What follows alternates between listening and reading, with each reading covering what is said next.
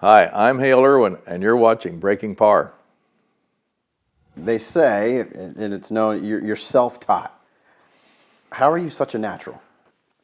I think the natural abilities that I have or had were probably from my background in playing a lot of different sports. A lot of hand-eye coordination came from baseball, it came from basketball, it came from football, it came from doing other things. And I think they bring into any discipline ingredients that are paramount to succeed. And a lot of that is dedication. A lot of it is focus. It's discipline. All those things, no matter what you do, requires some of those traits to be successful. So I think since I was a young kid, my father started me in the game.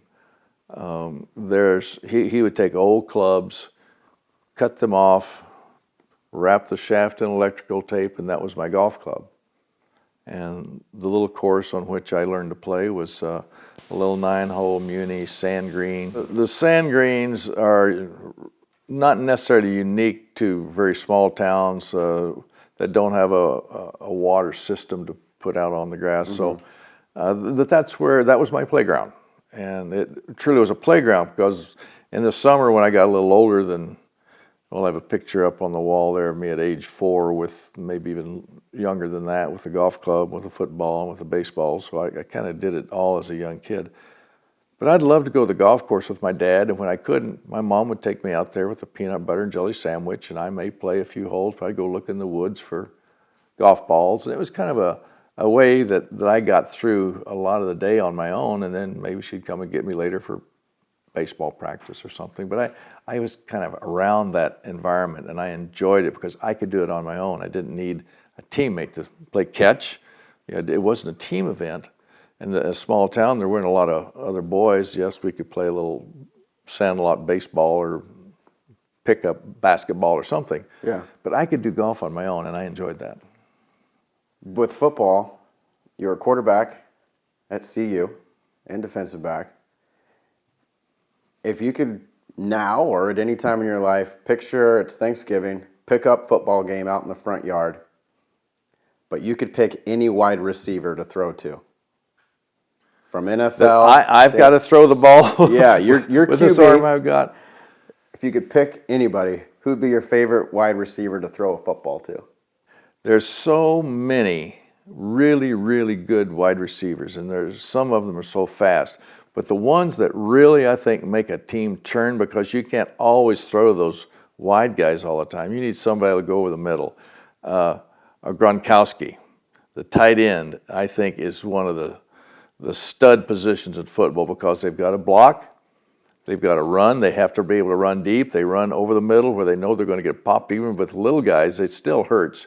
So I would probably pick someone like that, and that big target, not way down the field, but he's right there, and you know that when you throw it to him, he's going to catch it and make positive yards. That's what I think makes an offense. Love that. Okay. Which of your 3 U.S. Open championships is your favorite? Impossible answer. The 3 tournaments, the 3 U.S. Opens, that I fortunately was able to win. The first one always was at Winged Foot, and it was so difficult. That was course over man. It was matter over mind. It was really, really hard. So getting to the top of that is just kind of like I survived. The next one at Inverness, a much different golf course. 5 years later, different time in my life, different circumstances, and that was very rewarding because I have multiple majors now. And then the one in 1990, some 11 years later, who would have thought at the age 45 that, as we spoke earlier, at 40 you're supposed to be over the hill. And here I am at 45, and I was invited by the USGA as a former champion to play. And honestly, my basic intent was just to go have a good week. Make their selection look like he knows what he's still doing. And I just got into a roll on the back 9 on the last day on Sunday and played the last 8 holes 5 under par, and ultimately tied. And knock on wood, was fortunate enough to have a great last few holes in the playoff day, and then birdied the first real playoff hole. So I had. That was the first time they went sudden death, right?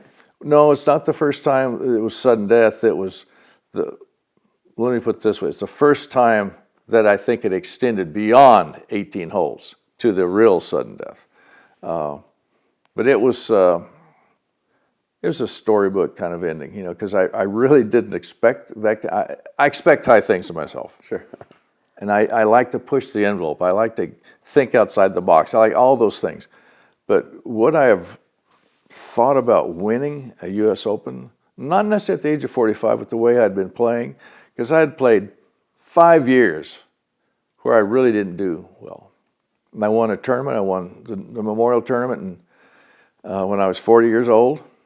And then I got my design business going. And for 5 years, I really didn't do anything. I was designing golf courses, enjoying that a lot. But I just got sort of tired of just being a participant. And maybe a little long-winded answer here, but I sat down in the winter of 1989 with a legal pad and just got some paper out, and I put down tournaments that I'd won and thoughts. So I put down tournaments I'd won. What did I remember about winning? Tempo. I couldn't remember. Put another. Oh yeah, I remember. So I kind of put this down, and I started thinking about the things that were simple. It wasn't off the charts. It wasn't going to the moon stuff. It was What were a simple couple more? thought. One was tempo. Well, tempo. It's rhythm. It was like one of them was quiet hands. Instead of my hands getting active, I wanted my hands to be quiet. A lot of it was alignment. Was my posture right? Was I literally aligning myself right? Little things, but I got to thinking like a player again instead of just hitting the ball and chasing it. Now I had something to work on. So once the 1990 season started, I could kind of feel myself starting to come back to playing again. Hitting a golf ball is easy, but really playing, scoring are two different things. And so when we got to the Open, I was playing. I'd had some pretty good tournaments, and I could feel it coming, but did I think it would lead to winning? No, but once you get in the mix and I got focused on what I was doing, then I could really feel it coming back. And that was the excitement of that whole week. Was there something with it also, especially like in that back nine, of familiarity? I mean, I've won this twice. Now all of a sudden, I'm on the back nine. Was there something that? Well, it started on the 11th tee. I was paired with Greg Norman, and Greg had birdied the 10th hole, and he was having a good day. And I thought, if he makes another couple of birdies, who knows what could happen. And I was just out of the top 15. Now, the top 15 gets you in the next year. So if you finish in the top 15, you're in the 91 Open. So I looked at the leaderboard in the 11th tee, and I was one shot out of the top 15. So my goal, forget about that. That's something you can't control. Just try to stay focused on what you're doing. So I went out and hit 2 good shots on the 11th hole, hit it close, made a birdie. Redefine what you're trying to do. Top 10. Now birdied 12. Let's get aggressive. Top 5. I birdied 13. Let's keep going. Birdied 14. So now I've whipped off 4 birdies in a row, and I've gone from out of the top 15, now I'm one back of the lead, the current lead. Although I'm an hour ahead of the leaders, at least I've got a goal. I've always got a goal. And I tried to change that goal, so I'm always reaching for the brass ring. I don't want to catch it, I want to reach for it. That's cool. Okay. So par 15, 16, 17. That's why the big 45-foot putt at 18 was so huge. Not only was it a huge putt, but it was just a huge situation. Now, did I think it was going to win outright? Never. Never did. But just the thrill of going through that exercise and doing what I was able to do and capping it off with this big, long putt, and let's just sit back and see what happens. And ultimately, it did tie with Mike Donald, and we had our 19-hole playoff the next day. Well, you're known for some pretty famous 2-irons. Mm-hmm. It's right over there in my bag if you want to see it. I do. What is it about the 2-iron that we were so good at? I don't know. I think it was I looked at all of my clubs, all of them, but particularly the irons, because those are the clubs you hit to the greens. I was a good driver. I didn't drive the ball prodigiously long, but I drove it in a lot of fairways, so I could play my irons. And I looked at a 2-iron as I would a pitching wedge. It's a scoring club. I just got to widen my parameters a little bit, because will a 2-iron get as consistently close as a pitching wedge? No. But if I look at it as a scoring club, and not just one that I'm afraid of, then it's okay. All my clubs are my friends. I don't want to look at that. Oh, I don't want to hit that club. But I've got to hit it. Well, what are you going to hit? You're going to hit a bad shot. So I encompassed them. I loved them. I 2-iron shot, no problem, hit it. And with that attitude, it's amazing how many good shots you can pull off that become scoring opportunities. I'm gonna take that away. I like that. You know, we could sit here and talk about the PGA Tour history with you, but champions, let's be honest. Question about that: do you think there'll be anybody, you know, or is there anybody that really is gonna have the career that you and Bernhard have had on the Champions Tour? And I ask that as you well known, they're making so much money down there. Your thoughts on that? Well, I think one of the dilemmas we find ourselves in right now is how do we replace, well, Arnie's gone, Jack hasn't played in a while, Lee hasn't played. You know, all these really, really good players that have played. Tom Watson is going to be, if not retiring soon, will be. All these great players that have sort of been at the forefront and have been the forerunners of the Senior Tour and now the PGA Champions Tour. Who's behind them? Well, there's some great players. Ernie Els has come out this year. Phil Mickelson's going to be close. Jim Furyk's getting close. So we've really got some good players out there, but will they be inspired enough to play? Because, as you mentioned, they've got a lot of money. Their bank account has a lot of numbers in it. Now, if they want to compete and love the game, they'll play. If they're going to do it for money, they probably won't. So it really kind of depends. And I will speak from experience that when you hit 50, it's sort of like another life.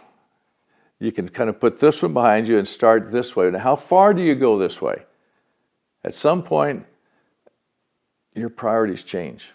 Whether it's physically driven, you just can't do it anymore. Mentally, you're tired of packing and playing and traveling. Your children now have grandchildren. You want to spend more time with them. Just what are those priorities? From that point to the end of your life is, most of your life is back there in the rearview mirror. So you have to kind of look forward to what do I want to do out there. And if golf is part of that, then you've got a great venue in which to play and demonstrate your skills, and it's very self-rewarding. But it has to come from within. I mean, you guys were all the names of the PGA Tour, and then it was just an easy train. Then all the legends were out there.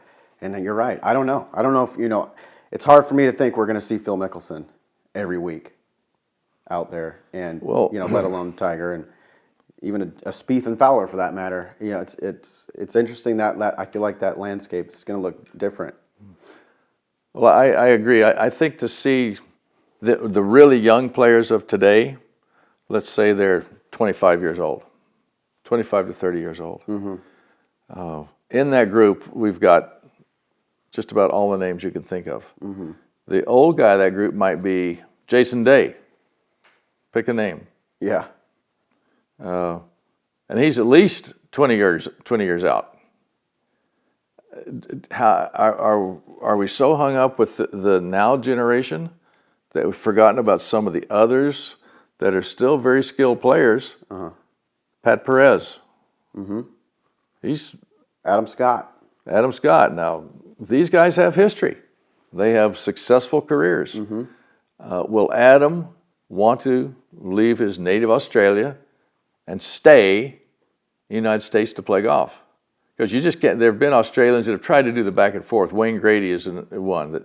What a super guy, and won a PGA championship. It is so hard to do that. And as you get older, your roots get a little deeper in your home, wherever that is. Yeah. And it's just harder to pull yourself away from that. So that's what I mean. It has to be a heartfelt commitment to do it, and something that you enjoy so much that you want to stay with it. Speaking of some of those guys, who on tour right now on the PGA Tour reminds you most of yourself? Well, that's a tough question because I think we see the dynamics of the professional game now are different than what they once were. We've got such scrutiny on the top players now. A lot of media. We have social media. You name it. We have a rainbow of different things that are important to people now, some of which have no bearing upon how talented the player is. Right. But at the same time, I don't know, because there's been this tremendous bubble of good players coming up now. I'm not saying great players, I'm saying good players, because I think today's equipment has sort of transposed some of the skills that the great players had. Now these guys don't necessarily have those skills, but they're comparable. They can play closer together now because of the mishits now are not so bad. And if you swing hard, you hit it 9 miles, well, you're awfully close to the green, so you don't have to be a really good iron player because you're hitting short irons all the time. So, and scoring opportunities, we've got all these statistics now. How do you, stroke savers here, and oh my gosh, I get drowned with all the statistics. Yeah. But basically, who's the best player out there? You can make a case. Who is now? Because we don't look, we can say Tiger, of course. Of course, Tiger over the last 10, 15 years has easily been the best player. Phil has been very good. Mickelson is good. I would make a case that Jim Furyk is now nearing 50. Look at what he's done in that period of time. He's done the same thing. So there are some older players that are still competing. Ernie Els was another guy that just turned 50 and had a great career up until then. So I don't know what makes a great player anymore. I've kind of lost. I don't know if it comes from within or if it's because you've got a great team. The great players I knew didn't have a team. Right. These guys refer when they're in press conferences. It's always we. Yeah, they speak of I their think team. who's we? I'm looking around. Who's we? Every interview with Jordan Spieth. Well, how'd you do it? I mean, we did good. We did good. I think we prepared correctly, and yeah.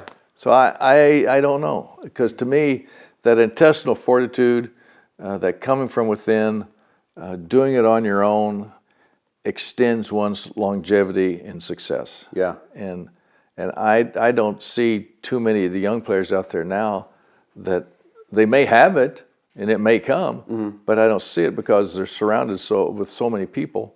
And frankly, I don't get out to the regular tour that much, so I'm a little bit speaking out of context here. But when I do go, rarely do I see a player without a swing coach or somebody with them.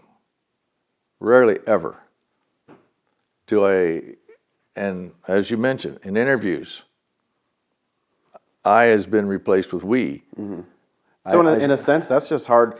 It's no offense to anybody. That's just hard for you to relate to. Yeah, that's what I mean. How can I say that someone reminds me of myself when the landscape's completely different? I'm not trying to be abusive to these. Not at all. I don't think it's coming across. In fact, if that's the way it is, but it's. Let's go look at those wooden clubs I've got over here in this bag and compare them to today's metals. Just take the irons, take the driver and the irons, the putters. It's also the balls. I can pull out some old Bellata balls, and show you. And it's a totally different landscape in the playing of it, and how you play. I think has been hand in glove with equipment. Which came first, the chicken or the egg? I don't know which came first, the equipment or players.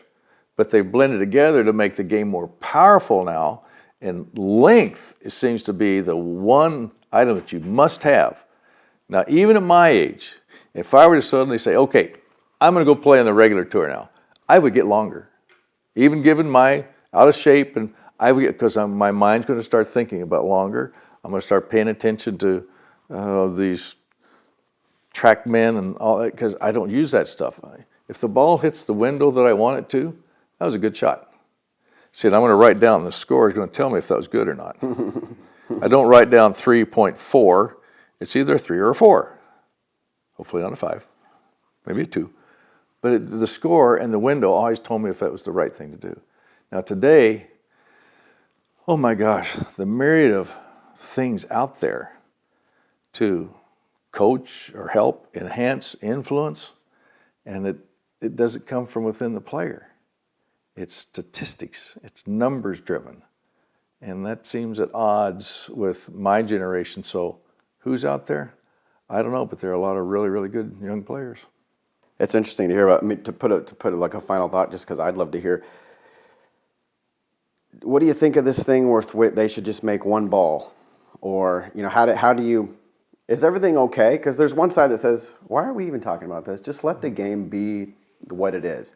No, we don't need to change the golf courses. No, we don't need. Just let it happen the way it is. What are your in general thoughts? Because it's kind of in parallel to what we're just talking about. In my thoughts, generally speaking, and I've just recently addressed this with the USGA when they've come up with their distance initiative announcement. And my response to that was, I think it's over time that we need to do it over a period of time. Now, they've done it, but I think as a collective body, which should include the players that are the best of the game, should be tasked with some of these decisions. But my point was that if we are going to have equipment changes, they need to be universal. That doesn't mean that you can't say, okay, Mr. Titleist or Mr. Callaway or Mr. Srixon, whomever the ball manufacturer, whatever you're making now, it's just not going to go as far. We're going to bring that distance requirement back. Now, does that mean you have to change your dimples? No, maybe it means how you take the internal structure where it just doesn't crash off that club head. Maybe that's woe is me, because I'm pretty stupid when it comes to this, but I think if we just address the ball initially and say, let's bring it back rather than that 280 feet per second, whatever it may be, bring it back. If we could bring it back 10%, pick a number, and if that would say, okay, now a 10% reduction, does that lead to a 10% increase in course length? If we could take a 7,000-yard golf course and add 10%, now all of a sudden it's out there. We've got a 7,700-yard golf course. So maybe it's not 10%, maybe it's 5%. I'm just saying, if we look at that, let's say rather than these driver heads being this big, 460 cc's, maybe they're down to 400. It may be putters that now aren't theoretically anchored, have to be down here. Because to me, part of the game, a big part of the game is, how do you control your nerves? How do you control yourself? The best that ever played it controlled those emotions, their nerves, their excitement, their anxieties, their apprehension, their confidence. They controlled it. And when you anchor or you have something that helps you out in that sense, I think we're losing that. And that goes for somebody can hit the ball, has a club head speed of 125 miles an hour and hits it a mile. Well, if it curves, it ought to curve offline. But today's golf ball goes relatively straight. So is that an advantage over somebody else? If he hits it that hard, or she, because some of these women can hit it a mile as well. Sure. Shouldn't the ball curve to get into the trouble that's designed into it? How did you manage your nerves?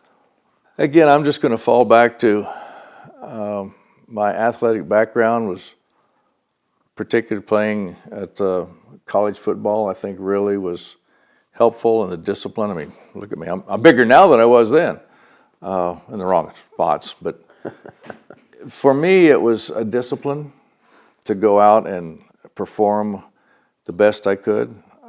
I didn't have great speed, so I had to read my keys. I had to, whatever it was I was instructed or taught to do, whatever that play called for, I had to make sure I did it. And that effort and that discipline, that focus, all of those things, gosh, what did we just talk about a little bit ago in golf? Same thing. It's focus, it's discipline. It's staying true to what you know you can do and not try to go outside those boundaries. Like when you're stepping up to that 20-footer, call it the 15-footer that has to go and it's for par. What are just in that kind of moment? Yeah, you're well prepared and disciplined from everything all the way from playing organized sports, but like packed gallery, 12 gallery, 12 focused. footer. Remember, I'm looking like this. Okay. I don't see those I'm people. in your head. You're over a 12-footer. It's for par. What? Par. What happened to the birdie? See, you're painting the wrong picture. I'm thinking good things, and you're painting this 12-footer for a par. Come on. How do you make? Because you made it. Okay. How did you do it? Well, if I gave you this answer, then I couldn't sell my next can of Mr. Hale's Do Good. I tried when I first started, and I had some apprehension, as we all do, but I didn't start playing the game of golf because I didn't think I was going to succeed. I started playing because I knew I would succeed, but I knew I had a lot to learn. So I think I never have thought that I knew it all, and every day I go out, every time I hit the golf course, every day to this day, I want to learn something. I could go out with you, which would be,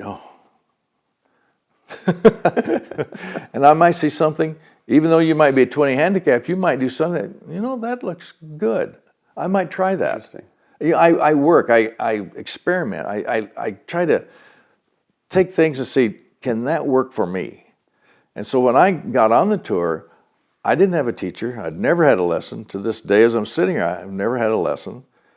But I've been observant, and I looked at the best players, Nicklaus, Palmer, Player, all those players that came along through in my career, Tom Watson, Johnny Miller, any of them, you name them. What do they do that's so good that I can do? Is it a chipping technique? Is it a grip? Is it a tempo? Is it alignment? What is it that makes them so good? Well, a lot of it comes from right here. Well, you can't always study that, but you can watch somebody and see how they prepare. What do they do when the heat's on? And one of the best was obviously Jack Nicklaus. So I tried to watch Jack a lot. Not that I could swing like Jack. I couldn't play like him. I wasn't going to fool myself to do that. But I watched how he prepared, how he stayed in the moment. But I found for me, being with my football, kind of the explosive, you have to be a little bit temperamental, I guess, at times. I have found I had to modulate my emotions. I had to kind of sometimes back off of that a little bit, which was hard for me to do, but it wasn't hard for me to get up. I had to make sure that I found that, okay, once I've hit the drive, I think my thoughts, whatever they may be, but once I got within 50 yards of the ball, I started gathering them up. So the time I got over my ball, I was back in the moment. That's cool. Not to say that I was thinking about going to the moon. No, I let it go. So I kind of trained myself to peak and valley. And I wanted to peak at the time of the shot. And this is what Jack did. He peaked for tournaments. He set his schedule for the major championships. Duh, look what he did. Not just all the first, but all the seconds. So he peaked for that. Well, I had to do it in my way. I tried to peak for the shot. And then if I got too far out there, then that wasn't me. So I learned early on what I felt like I could do. And not what somebody else was telling me to do or what they did. Everybody has to find themselves in the game of golf. That's awesome. I got to interview Jack one time. It was a very, very cool moment, very reminiscent to the moment I'm having right now. But one of the things he said that I felt at the moment I understood, but then as I walked away, I was like, I don't think I completely understand it. Jack, you were known as one of the best putters in the world. And he said, I was like, what was it? And he goes, Ryan, I just willed the ball in the hole. What did he mean? You guys are great friends. When Jack says he willed the ball. Well, there's a lot of things about Jack Nicklaus that we'll never understand because I think he is a very complex person, a very dedicated man to his family. He's very dedicated. And when he says he willed it in, I think I know exactly what he means because there's a time when you step over a shot where, let's just say in this example, a putt. Well, let me back up. I've often said, if Arnold Palmer could hit the first tee shot for me, because he's the best I've ever seen it, driving it on the first hole, Jack Nicklaus should putt the last green for me, I'll take all the other shots in between. That's fantastic. But Arnie was the best off the tee, and Jack always made that big putt at the last hole, whatever it was. You could almost certainly attach Jack Nicklaus to that because he did. His confidence, and he got within himself. Everything else was excluded. Nothing interfered. Just the simple thought of in. Make it in. Nothing else. Well, what if this is for a... No, gone. The slate is empty except for that one positive thought of in. And that's what is, I think, that's what's will. And I'm not raising myself to Jack Nicklaus, but I was in a playoff one time, and I learned a great lesson during this week. I had a 74 in the first round in the old real, right here, Florida Citrus Open. It's that trophy right there. Okay. And I went to withdraw, and I'd never withdrawn before. And I asked the official what, and he said, "You've informed me," so I'm cleaning out my locker. And my father once told me, don't start something you can't finish. And I thought, okay, I'll wait one more day. And so I put my stuff back. I just went through the motions the next day, and I shot 64. Shot 74, 64. Now I make the cut, make all my reservations back to Sunday night, and extend my stay a couple more days at the hotel. And I matched it up with two 66s. And I get a playoff for the tournament. By virtue of almost withdrawing, now I'm in the playoff Sunday night. Wow. 2 holes, it gets dark. We come back the next day. First hole, I'm laying there in bed, okay, I want to hit my drive here, my second shot, and I do just what I'm doing. And my opponent, he makes about a 30-foot putt. It's breaking down the hill, hits the low side of the hole, and comes up and drops in. Well, I've got a putt from about your 12-footer, except this one's for a birdie, not a par. Okay. And my heart is thumping so loudly, I think I'm going to have a heart attack. I have to step over it, or step away. Whew. I get back over it, the same thing. Well, then I just said, forget it. Your heart's beating, you're alive, focus. I went in the hole. Now, why did that happen? I don't know. But anyway, I win 3 holes later. So those moments. What'd you learn from that? I learned that even though this is about to jump out of my chest, I'm alive. I'm okay. This is natural. Let it work. Let it go. It's like the old Frozen. Let it go. Let it go. Let it be an asset. Don't let it be a liability. Mm-hmm. And so once I kind of learned that was a real stepping stone for me, that I needed that. I wanted. That's why I'm here. This is what I love. So embrace it, encompass it, and love it to death. And once you do that, then that's, I think, what Jack's doing. He takes that whole situation and he molds it into himself. That's super cool. Yeah. And I'm only guessing at this, but that's what I learned to do. And does it happen all the time? No. But those moments, the 45-foot putt, it's just, it didn't surprise me. A surprise, yes, but you don't expect to. But I can remember this day over that putt. I don't see it go in, but I'm pretty confident. Because once it got to a point on the green about 8 feet from the hole and went over a point that I was trying to hit it, that's when I got excited. But you kind of sense, you feel. Tell me why other animals on this planet know when an earthquake or a tsunami's coming and we don't. Humankind doesn't know those things. Other animals sense it. So it's almost like a sixth sense that we've kind of put aside.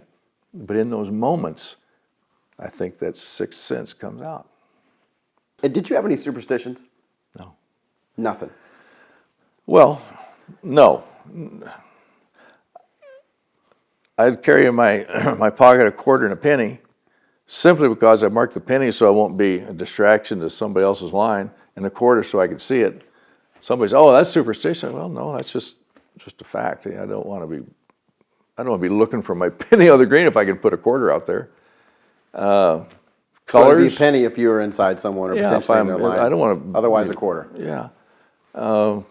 Colors. No, I have favorite colors, but nothing that I wear on Sunday. Mm-hmm. I've tried to avoid that. Yep. I just think if you get stuck on that, then all of a sudden that's a negative thought. Oh, I can't do that. Well, why not? Why not? Right. Why add another Why, element and to why it? I've got more to handle I can handle now. I don't need I try to predicate my decisions based on positive things, not negative. Yes, if I hit a bad shot, I have a bad round, I try to learn from it, but I quickly go back to what did I do right. I want to learn, I've learned more from what I do right, what I do correctly, excuse me, than what I did wrong.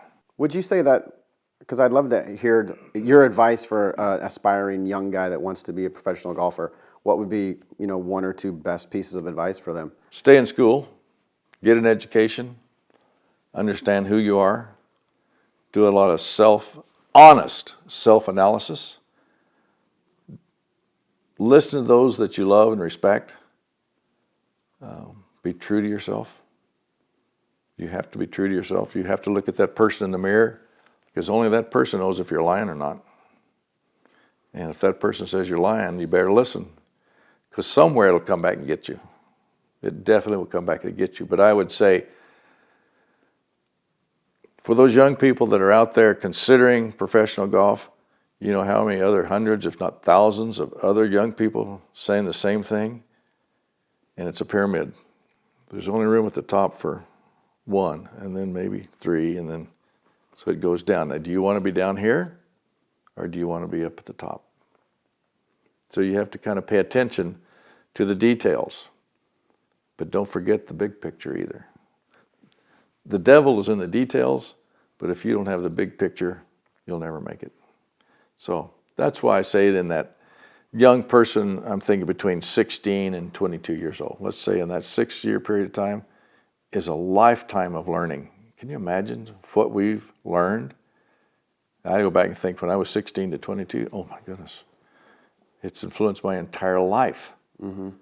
So that is the most important part of your life, and learn from that.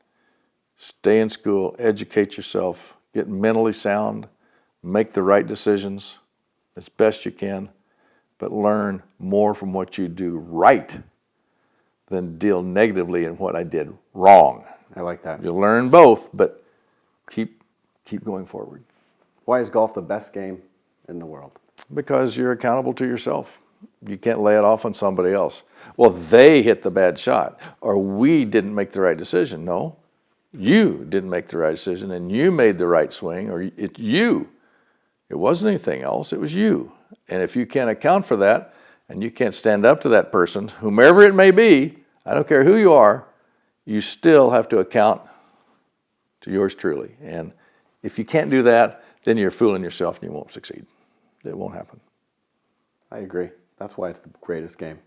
It's, we can always paint everything. Oh, driving a motorsports, it's life and death. Well, yeah, but you have to make the right decisions to stay alive. I don't want to turn into the wall. If whatever it is, you have to make the right decision. And you base those decisions on instinct and what is the right thing to do. And even if you're not an athlete, mm-hmm. if you're in business, hello, you got to make the right decisions to get on that career path to success. Yeah. And you do that by education, by learning, but you got to figure out who you are. When it comes down to putting your name on that contract, is this what I really want? Am I sacrificing everything for money? Maybe that's not the way to go. And you end up making more money by doing something else. One last thing, if our fans wanted to hear funny or crazy, what's the right adjective? But what's a story that stuck to you? That's just funny out on tour. You spent a lot of time on tour, and you're going to go down as one of the guys that spent the most time, from start to finish on both. What's something funny? It could be, or crazy. I mean, you just shared what an incredible evening with the president. I mean, that's one thing like that. But like, what's one that you look back? Maybe you've told it a lot. Maybe you haven't told it that often. Like, I know I keep coming back to Miller Barber is one of the most beloved guys out on the tour. He's from Sherman, Texas, and he was part of that. Maybe affectionately the Texas Mafia with Don January and Miller Barber and Billy Maxwell and some of the guys out of Texas. But I walked in down at Bay Hill one time. Arnie had just kind of taken over the Bay Hill thing, and it was Arnie's tournament. And I walked into the locker room, and it was a lot of guys were in there. And I'm thinking, it's like a meeting, but it's quiet.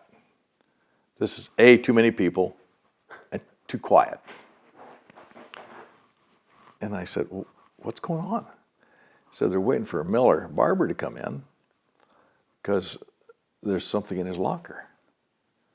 And I said, what is it? They've got this mounted rattlesnake. It's like this, like it's getting ready to strike. So everybody wanted to see what Miller's reaction would be. And so anyway, I was one more in the gallery.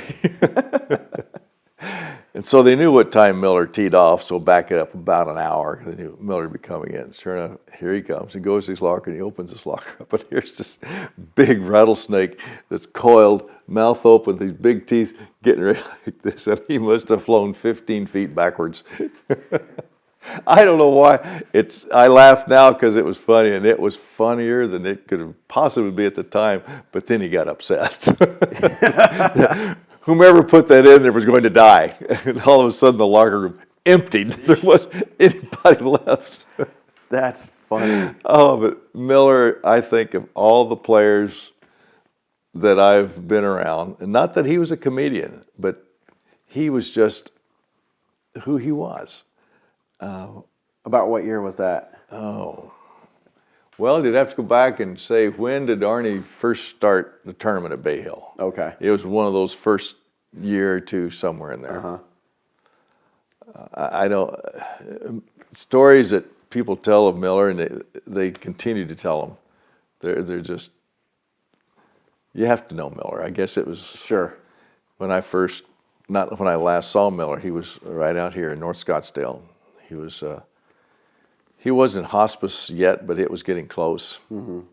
So I went out to see him one day, and he sat up in bed, and I'm thinking, there's nothing wrong with this guy.